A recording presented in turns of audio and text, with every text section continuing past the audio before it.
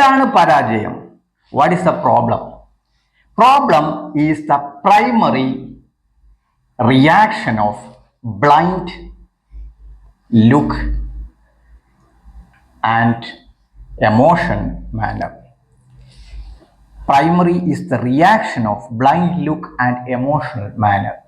നിങ്ങൾ വൈകാരികമായിട്ട് ചിന്തിക്കുന്നതിനെയാണ്, അന്ധമായി നോക്കുന്നതിനെയാണ് എന്ത് പറയുന്നത്? പ്രോബ്ലംസ് എന്ന് പറയുന്നത്. അപ്പൊ ഇവിടെ പ്രോബ്ലംസ് ഇല്ലാത്ത ആളുകളുണ്ടോ?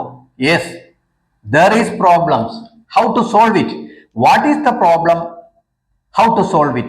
Study the problem. Study the problem and the solution is in the problem, not out of the problem.